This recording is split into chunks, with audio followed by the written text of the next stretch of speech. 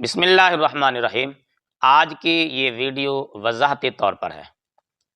شروع ہی دن سے بہت سارے دوست احباب کا یہ مطالبہ رہا ہے، کمنٹس میں بار بار مطالبہ کر رہے ہیں اور آج تک وہ مطالبہ ان کا جاری ہے کہ اس طرح کے مسٹیک تو بڑے بڑے علماء کرتے ہیں، بڑے بڑے علماء سے غلطیاں ہو جاتی ہیں، قرآن پڑھنے میں ان سے بھی غلطی ہو جاتی ہے، تو ان کی باری کب آئے گی، ان کی کلاسیں کب لگیں گی، ہم انتظار میں ہیں۔ بالخصوص مولانا مفتی محمد تقی عثمانی صاحب کے بارے میں پرزور مطالبہ کیا جا رہا ہے کہ آپ ان کی بھی کلاس لگائیں۔ انہوں نے فلاں موقع پر آیت صحیح نہیں پڑھی، فلاں موقع پر ان سے بھی مسٹیک ہوئی، تو آپ ان کی کلاس لگائیں۔ اس طرح کی غلطیاں تو بڑے بڑے علماء کرتے ہیں، تو آپ صرف ایک آدمی کے پیچھے کیوں ہیں؟ ان کی کلاسیں کیوں نہیں لگ رہی؟ ان کی باری کب آئے گی؟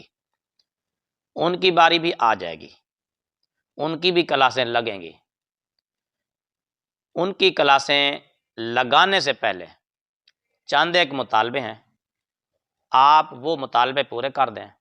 جس دن آپ میرا مطالبہ پورا کر دیں گے، اس سے اگلے دن ان کی کلاس آپ کے پاس آ جائے گی۔ اور وہ مطالبے کیا ہیں؟ پہلے آپ یہ تھوڑی سی جھلکیاں سن لیں۔ ہاں، میں یہ کہتا ہوں کہ اس دور میں اگر امام مسلم کا کوئی جانشین دیکھنا ہے تو ہمیں دیکھ لیں۔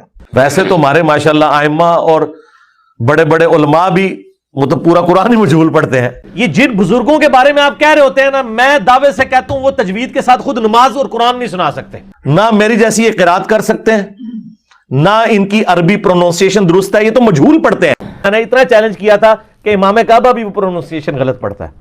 میں اس وقت بھی ایسا قرآن پڑھ سکتا تھا جو آج آپ کے بڑے بڑے علماء نہیں پڑھ سکتے، لیکن علماء اکثر قرآن غلط پڑھتے ہیں۔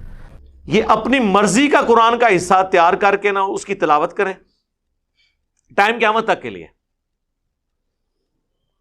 اور مجھے کہیں کہ یہ ہم نے تلاوت کی ہے، تم اس طرح کی کر کے بتاؤ، میں وہی صورت اسی طریقے سے اس سے بہتر تلاوت کروں گا۔ تو وہ آپ دیکھیں، وہ تو نارمل اردو میں قرآن پڑھ رہے ہوتے ہیں، بڑے بڑے آپ علماء کو دیکھ لیں، وہ اسی طرح ہی پڑھ رہے ہوتے ہیں۔ جی سنا آپ نے؟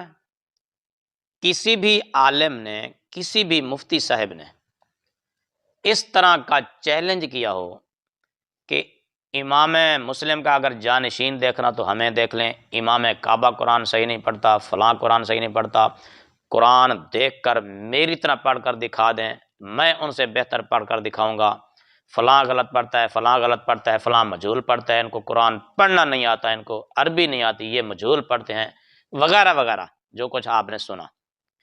اس طرح کے مطالبے، اس طرح کے چیلنج اور اس طرح کے دعوے کسی بھی قاری صاحب نے یا کسی بھی مفتی صاحب نے، کسی بھی شیخ الحدیث صاحب نے، کسی بھی عالم نے اگر اس طرح کے چیلنج کیے ہیں، دعوے کیے ہیں، وہ چیلنج اور وہ دعوے آپ مجھے بھیجیں، کلاس لگانا پھر میرا کام ہے۔ دیکھو نا، ایک آدمی اپنے آپ کو قاری ہی نہیں کہتا، حافظ ہی نہیں کہتا، تو ہم اس کا کیا امتحان لیں، اس کی کیا کلاس لگائیں؟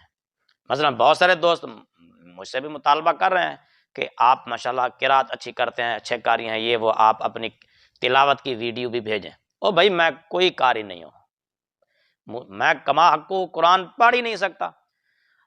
لاکھوں لوگ مجھ سے بہترین قرآن پڑھتے ہیں، بڑے بڑے قرآن پڑھنے والے دنیا میں موجود ہیں، میں کیا ہوں؟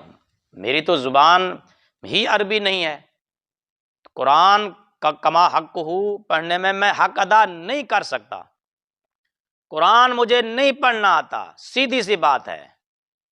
میں کون ہوتا ہوں قرآن صحیح پڑھنے والا؟ البتہ صحیح پڑھنے کی کوشش ضرور کرتا رہتا ہوں، جتنا ہو سکتا ہے اتنا وہ آپ سن رہے ہیں، دیکھ رہے ہیں، بس میں اتنا ہی پڑھ سکتا ہوں۔